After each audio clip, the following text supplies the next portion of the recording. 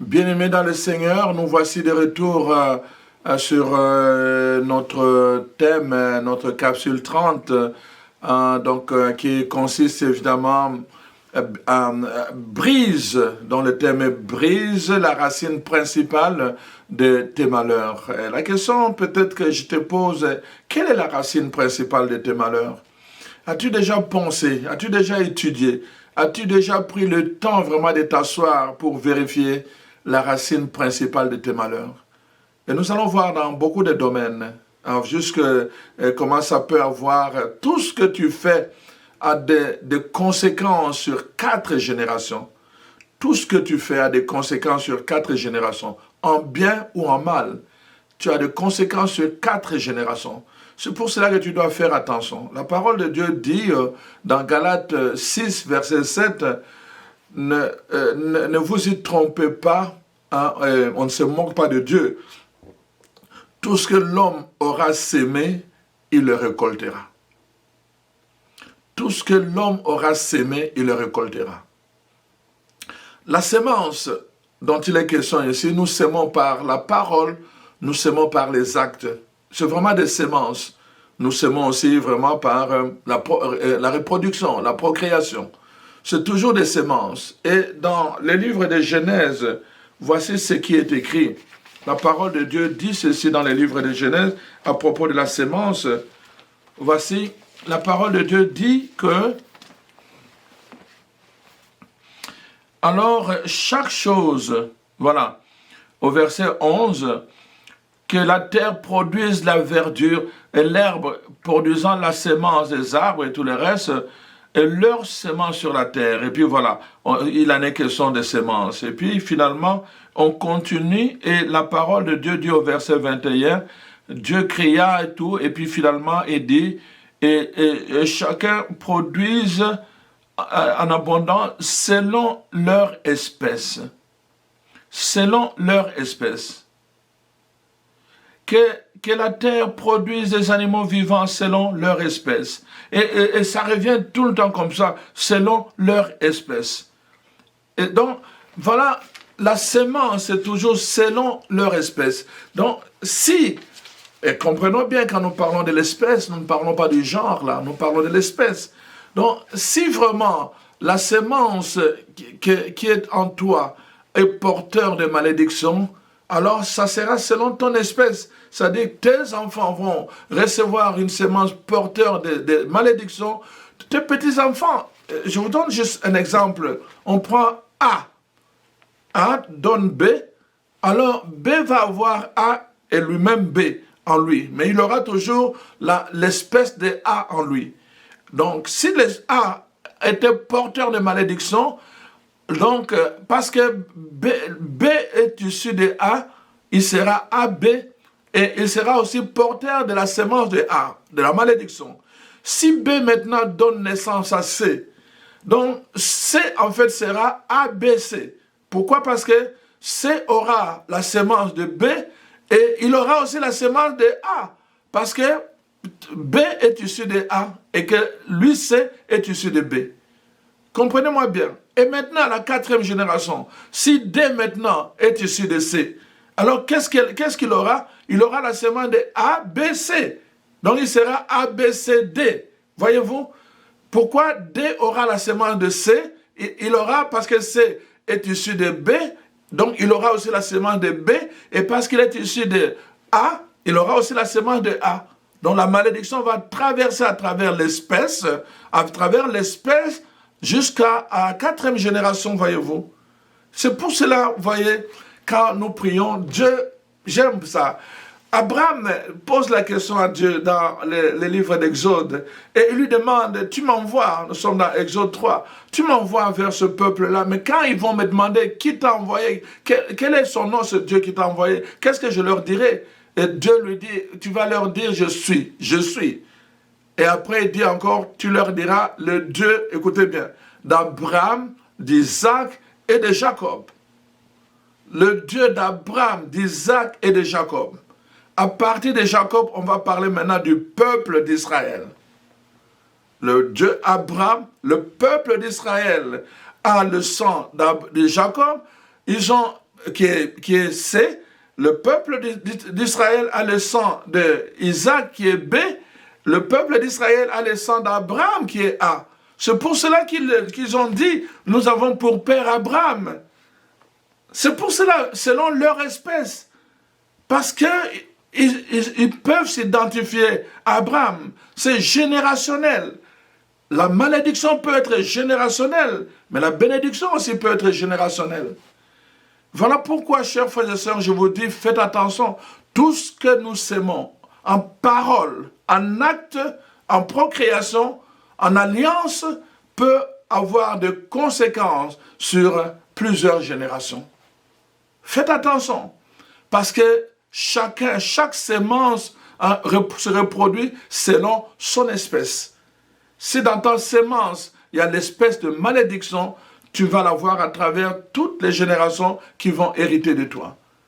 C'est pour cela, Dieu merci, la parole de Dieu nous dit dans Galates, n'est-ce pas, chapitre 3, tous les versets, à partir du verset 26 au verset 29, et il est question du baptême en Jésus-Christ. Et la Bible dit, tous ceux qui ont été baptisés en Jésus-Christ, écoutez, ils sont devenus par alliance, n'est-ce pas, fils d'Abraham. Nous sommes alignés par alliance, donc alignés à la bénédiction. Et il dit, héritiers selon la promesse. La promesse n'a pas été faite à moi. La promesse n'a pas été faite à mes pères. La promesse a été faite à Abraham.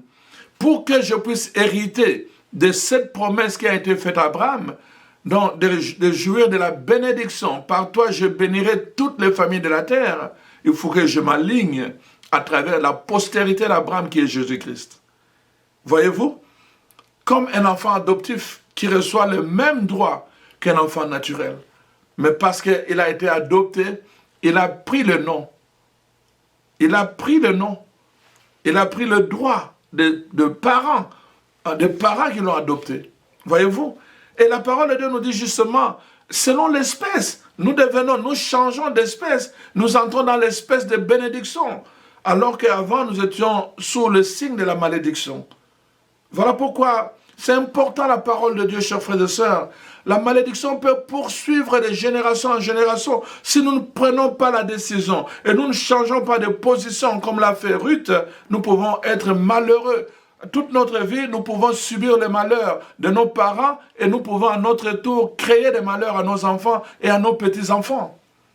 Qui vraiment préfère faire cela à ses enfants?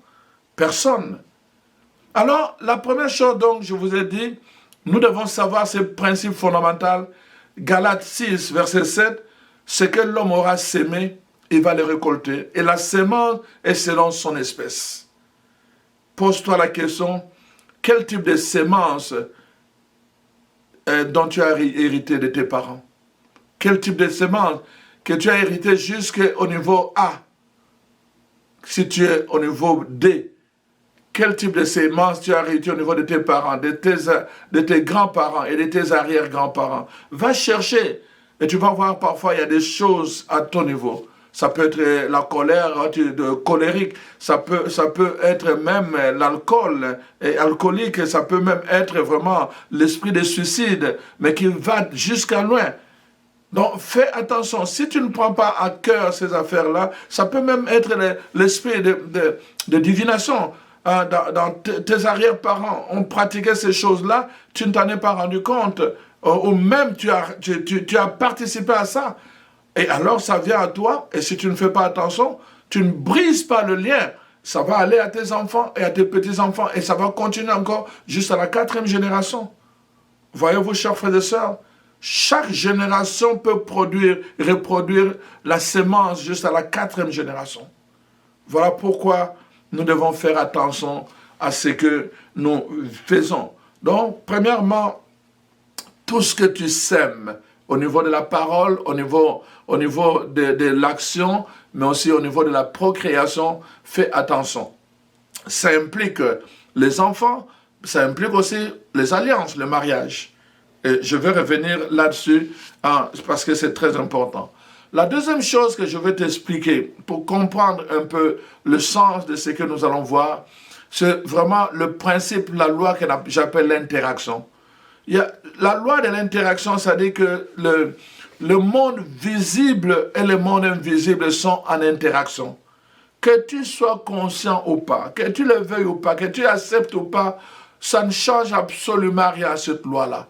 Le monde visible et invisible sont en interaction.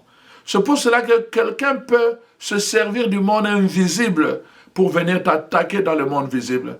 C'est pour cela que quelqu'un peut se servir du monde invisible pour venir troubler ta paix, pour venir troubler ton bonheur, ta joie et tout ce que tu entreprends dans le monde visible.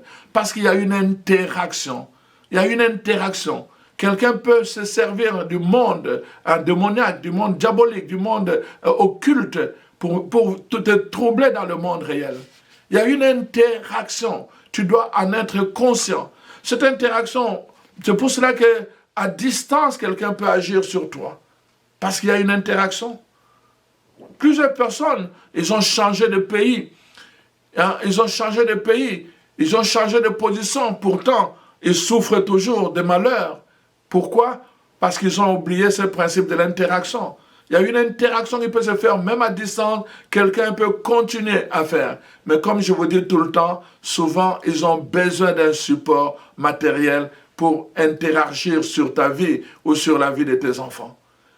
Et en général, ils vont aussi avoir besoin d'une permission légale que toi tu vas libérer, peut-être sans t'en rendre compte. Les gens qui, quand ils sont en colère, qui vont dire s'il faut aller en enfer, je préfère aller en enfer. Tu préfères, mais tu vas voir l'enfer. Tu vas vivre l'enfer. Et quand l'enfer va venir dans ta vie, tu vas commencer à pleurer, tu vas courir derrière tout le monde pour qu'on prie pour toi, et tu vas oublier que c'est toi-même qui a planté, tu as sémé cela dans ta vie, et l'enfer vient, maintenant tu pleures. La racine principale, c'est toi qui as sémé la chose qui a pris, qui est devenue comme la racine principale dans ta vie. Tu l'as sémé. Tu l'as invité légalement, mais peut-être toi-même tu ne prenais pas, tu ne faisais pas attention. C'est pour cela que j'attire votre attention. Ce que l'homme aura sémé. Je le dis souvent, nous autres en Afrique, quand on était là, on mangeait une mangue, et le noyau d'une mangue, on jetait. On ne s'en rendait pas compte. N'est-ce pas? On mangeait un avocat, on jetait le noyau. On ne s'en rendait pas compte. Quelques temps après, il y avait un avocatier qui germait. Il y avait un manguier qui germait. On n'avait aucun contrôle, on avait juste jeté le noyau. Tu peux jeter une parole, une sémence de parole. Peut-être tu ne t'en rends même pas compte, mais ça va pousser sans ton contrôle. Est-ce que tu comprends ce que je te dis? Et combien de fois tu l'as fait dans ta vie? Et combien de fois toi-même tu as attiré le malheur dans ta vie? Combien de fois tu as ouvert toi-même légalement la porte à l'enfer dans ta vie? Et tu as permis au monde occulte d'être opérationnel dans ta vie. Et maintenant tu cherches pourquoi je souffre. Chers frères et sœurs, il y a des malheurs que nous-mêmes avons cherchés. Parce que nous ne sommes pas attentifs, nous ne sommes pas prudents. Parce que nous ne sommes pas, n'est-ce pas, nous ne sommes pas toujours alertes. Ce sont des qualités du Saint-Esprit que nous devons demander. Voilà pourquoi, chers frères et sœurs, nous devons faire attention.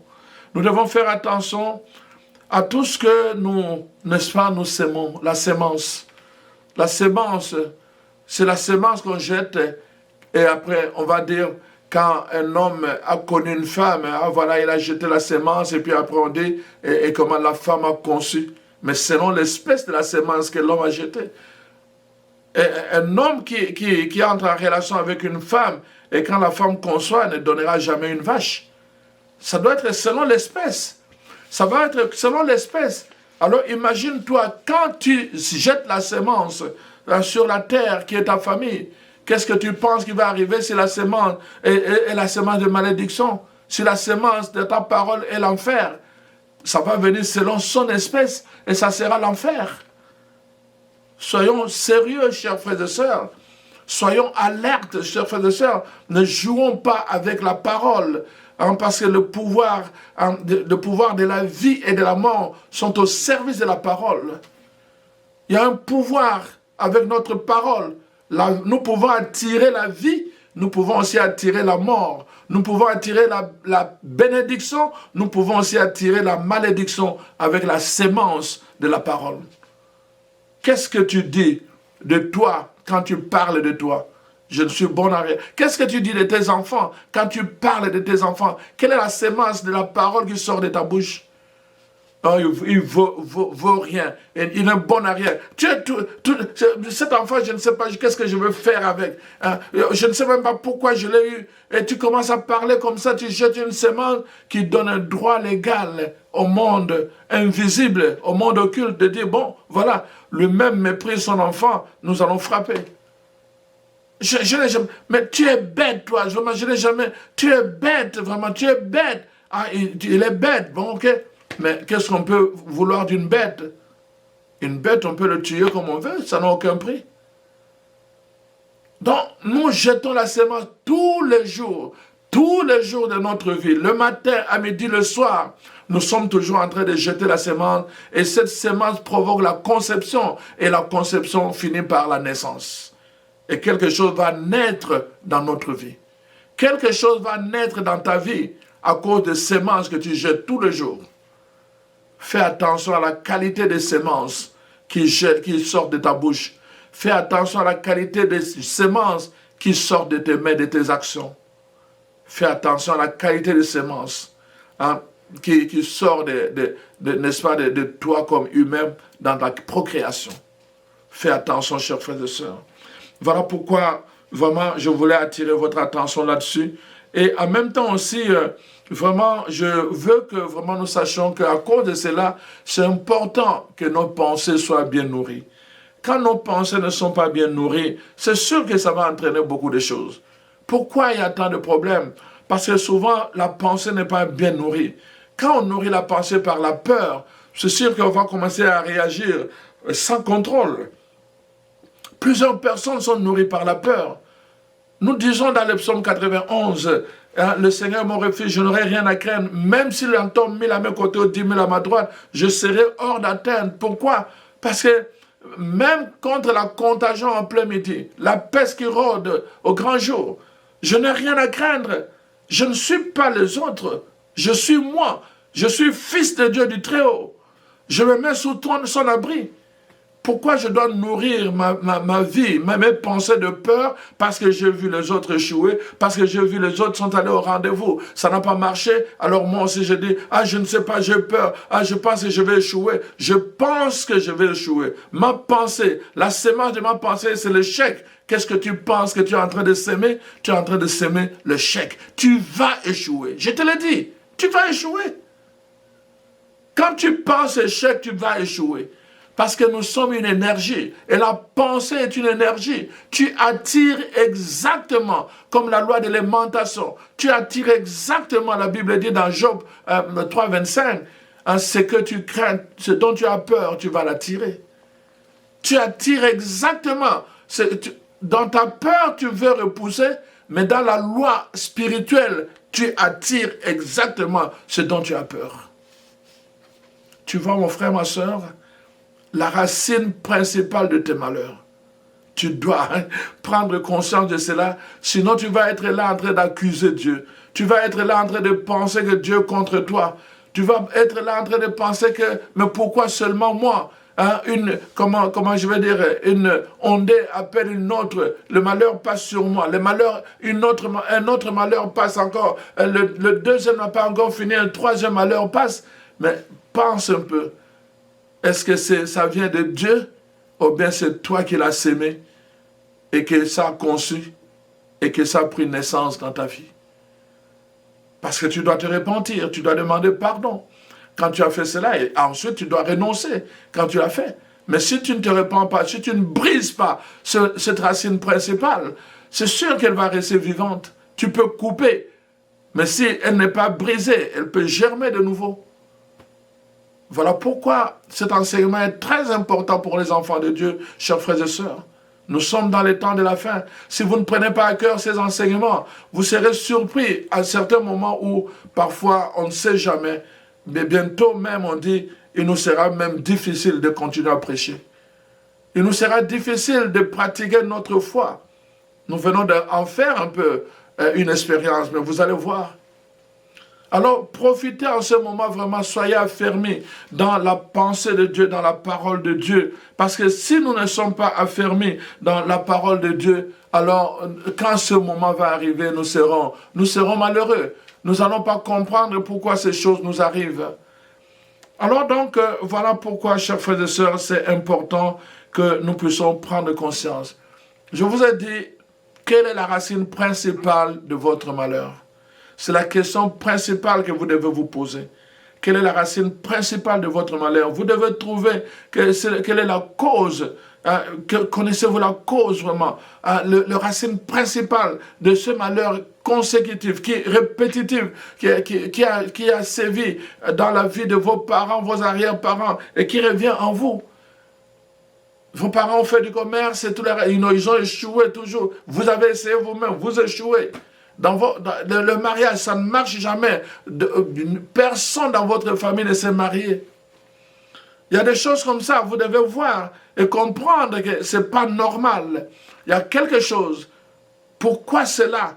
Il faut aller très loin jusqu'à trouver la racine principale. Quand on a déraciné la racine principale, on a délogé la puissance de la malédiction et du malheur dans la vie. Voilà pourquoi c'est important.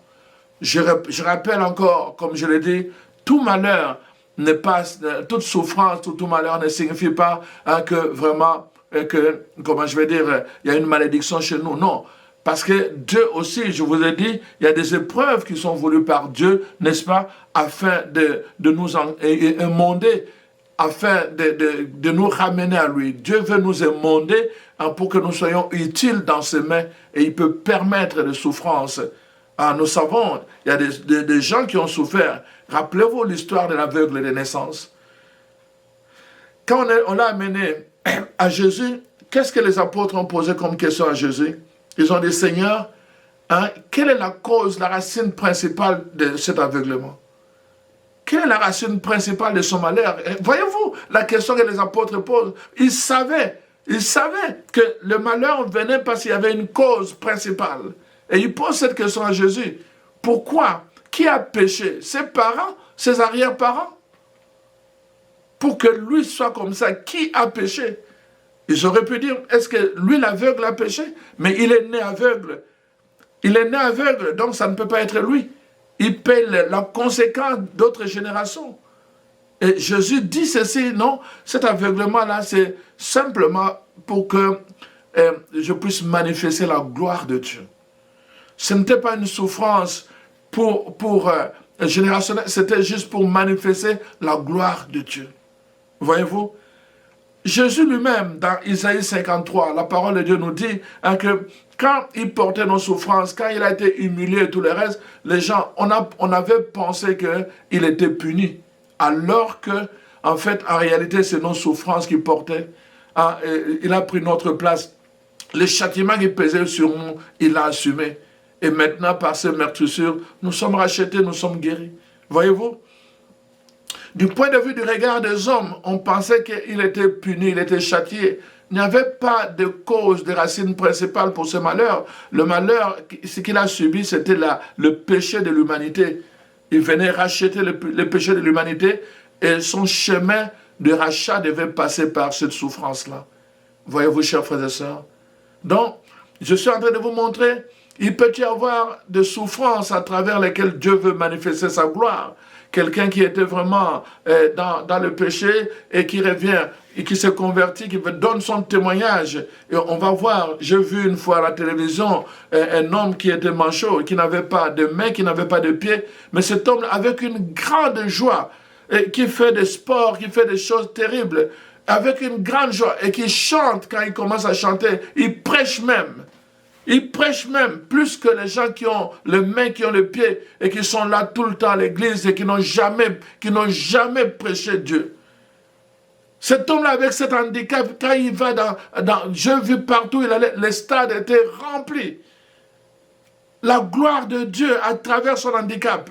La gloire de Dieu, ce n'était pas une punition. Dieu touche plusieurs personnes à travers cet homme-là handicapé manchot. Voyez-vous, ce n'est pas une punition. Il y a des gens, c'est à cause, Dieu veut manifester sa gloire pour montrer sa puissance à travers ces choses-là. Mais il y en a d'autres, je dis, quand c'est des malheurs qui passent de génération en génération, vraiment, faites attention, vérifiez bien, et vous allez voir, il y a une racine principale. Voyez, même David, qu'est-ce que David dit quand il parle de son péché? Seigneur, les prêtres reprennent cette formule-là. Lave-moi de mon péché et de mes fautes, purifie-moi. Lave-moi de mon péché et de mes fautes au pluriel. Mon péché au singulier. Parce que souvent, il y a un péché qui est la racine de toutes les autres fautes. Et vraiment, c'est formulé dans la parole de Dieu. Lave-moi de mon péché, et de mes fautes, purifie-moi. Voyez-vous? Parfois, tu vois, la méchanceté, ou même quelque chose qu'on a fait au-dedans, va entraîner parfois, bon, je donne un exemple que, par ta méchanceté, quelqu'un t'a défié, et alors tu dis, bon, tu vas voir, et en là-bas, une femme, bon, tu dis, tu vas voir, tu commences à la frapper, mais en la frappant, tu déchires ses habits, et après, tu vois sa nudité, tu la violes, tu n'avais pas prévu cela, la méchanceté a entraîné le viol, et puis après, tu t'enfuis, et on te demande, tu mens. La méchanceté a entraîné le mensonge qui n'était pas, c'est pas le péché principal. Ça, c'est les fautes qui sont entraînées par le péché principal qui est la méchanceté. Voyez-vous? On peut avoir un péché comme ça et qui va entraîner d'autres péchés au niveau relationnel, au niveau du travail, au niveau de la... C'est comme ça. Et David va l'exprimer en disant, lave-moi de mon péché et de mes fautes, purifie-moi. La racine principale. Quelle est la racine principale vraiment de tes malheurs dans ta famille, à travers les générations du côté de ton père, du côté de ta mère? Tu dois prendre la décision comme Ruth de dire je veux mettre fin à cette malédiction, même si j'ai subi la malédiction à travers mes parents, à travers mes arrière-parents, mes grands-parents, mais moi je veux corriger l'histoire de ma famille à partir de maintenant. Dieu lui-même dit c'est pas normal que vous avez beaucoup étudié dans votre famille, mais vous n'arrivez jamais à trouver du travail. Beaucoup étudié. Des diplômés, jamais du travail. La Bible dit, Dieu dit, il n'est pas normal. Un insensé est bien positionné et les gens intelligents sont là dans l'abaissement. Dieu dit, c'est pas normal. C'est pas normal. Tu es là, tu as toute la notoriété en tant que chrétien, tous les jours à l'église, mais tu vis comme un esclave. Dieu dit, c'est pas normal. Ta situation n'est pas normale. Dieu dit, il faut corriger cela. Mais Dieu ne le fera pas sans toi. C'est pour cela que vraiment le thème c'est brise. C'est toi qui dois briser. Dieu est avec toi. Si Dieu est avec toi, si tu es du côté de Dieu, si tu as changé de Dieu, si tu t'es converti vraiment avec ton cœur, tu t'es humilié, si tu as renoncé à toutes ces choses-là, alors tu as l'assurance de Dieu. Il est avec toi. Et alors, tu peux toi aussi, tu peux briser la racine principale, les chaînes consécutives de tes malheurs qui passent de génération en génération. Voilà pourquoi, chers frères et sœurs, vraiment, je vous en supplie, nous allons continuer la réflexion parce que vraiment, c'est un thème très important, je vais prendre mon temps. C'est très important. Je reçois beaucoup de téléphones, beaucoup d'appels de gens qui me parlent de leurs problèmes. Ah voilà, depuis que j'étais à tel endroit, depuis ma naissance, voilà, telle personne a dit des choses sur moi. Oh, dans ma famille, on ne comprend pas. Voilà, telle chose. Oui, tu ne peux pas comprendre parce que tu ne t'es jamais assis pour examiner le côté paternel, le côté maternel de ta vie. Tu ne t'es jamais informé sur ce qui s'est passé. Peut-être tes ancêtres ont fait des sacrifices, mais tu ne t'es jamais intéressé pour demander pardon. Tu ne t'es jamais intéressé. Tu vois juste les conséquences. Mais est-ce que tu prends le temps justement de demander que vraiment le sang de Jésus vienne purifier la racine de ta sémence. La racine de ta sémence au niveau A, au niveau B, au niveau C et à ton niveau D. Voilà, nous allons continuer tout à l'heure.